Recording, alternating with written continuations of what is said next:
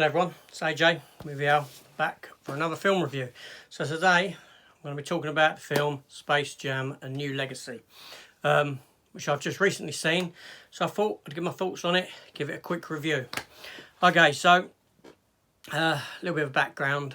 I'd only just seen Space Jam 1 about 2 weeks ago. I did do a review for it, and Teen Titans Go See Space Jam I've done a review for also. Go check them out if you're interested. I'd always ignored Space Jam because I'm not a big sports fan, basketball, not really into it. I do like the Looney Tunes characters, and I do have Looney Tunes Back in Action on Blu-ray imported from Germany. So I saw the trailer for Space Jam: A New Legacy, and it looked pretty good. And it made me think, okay, I'll go and watch the first one. Titans of Colt were releasing the steelbook for the first one, which I got, and I watched it that way, so in 4K. Yeah, and it was an enjoyable time. It was a good film. 1996, I believe that came out. So anyway, so this year we got Space Jam 2, Space Jam: A New Legacy. It came out in the cinemas on July the 16th, 2021, this year. The film stars LeBron James as himself. It stars Don Cheadle, as we know, War Machine from the MCU. He plays Algorithm, or Algorithm, play on words there of his name. It also stars Sonequa Martin Green, who we know from The Walking Dead. And after her character was killed off, she went into Star Trek Discovery to play Michael Burnham. She plays the wife of LeBron James. Yeah, the film's directed by Malcolm D.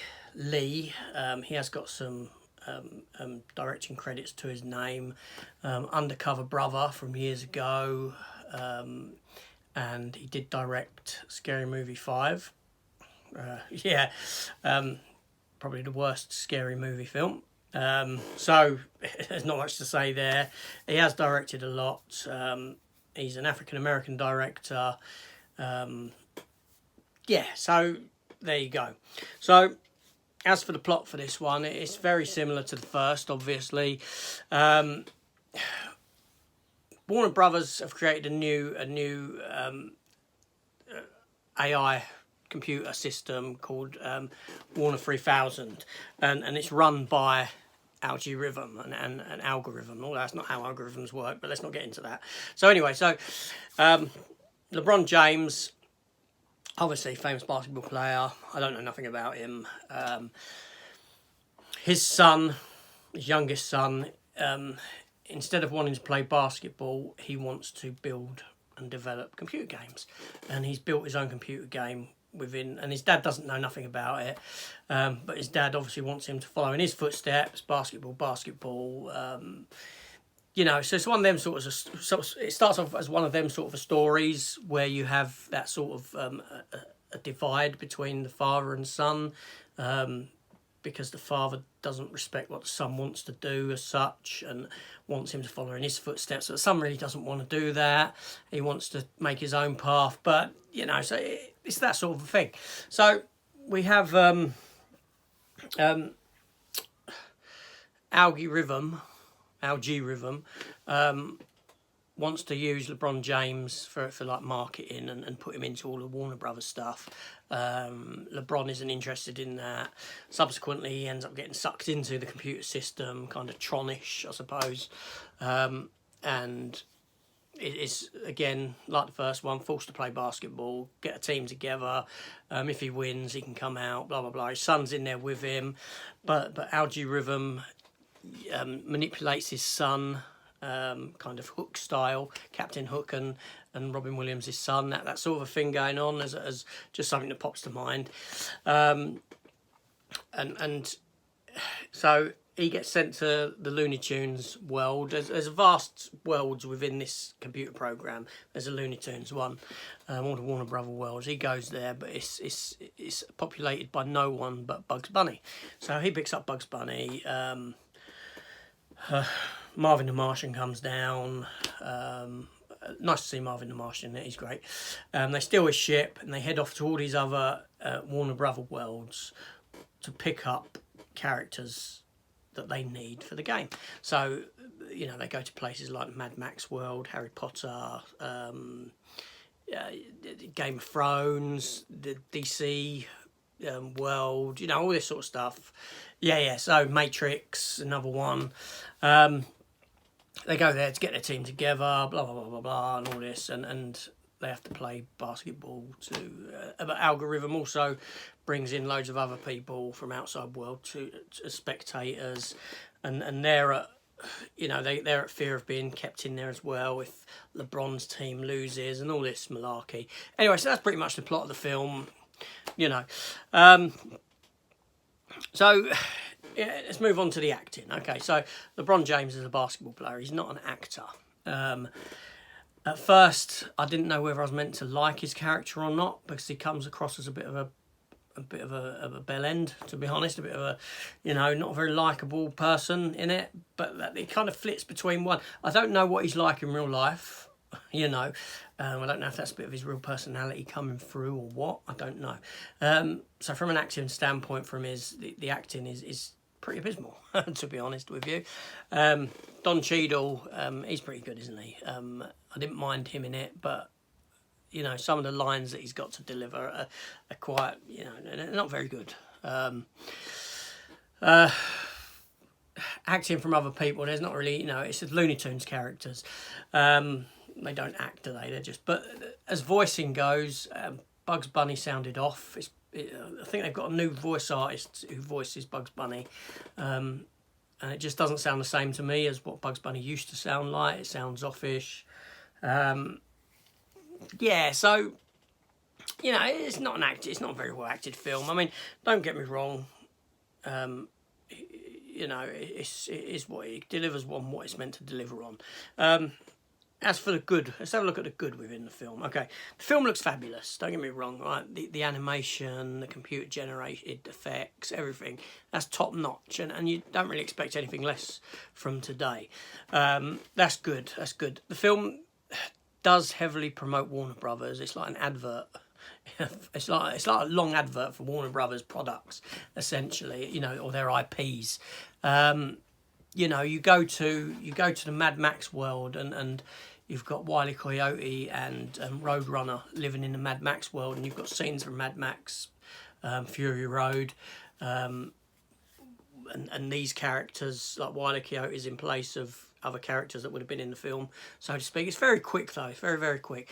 They visit the Matrix universe, and you've got the old granny who looks after Tweety Pie, as Neo's girlfriend, whatever her name was, again I can't remember, Carrie Ann Moss's character, doing those sort of things.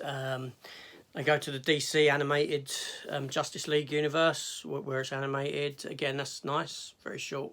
Nice bit of Superman audio in there, you know, the original John Williams soundtrack. That's always a highlight, perks me up a bit. Yeah, so, you know, all that's good, fine, but very quick. But it also felt like an advert. It felt like all push. So it was a good thing, it was a bad thing at the same time. Like I said, I can't fault the animation. That's all good. I don't know what else was good about it. And it felt like, I tell you what the film felt like. Ready Player One, heavily influenced by Ready Player One, definitely. The Iron Giant pops up. You know, you've got in the crowd surrounding the match at the end. You've got, you know, you can pick out Pennywise.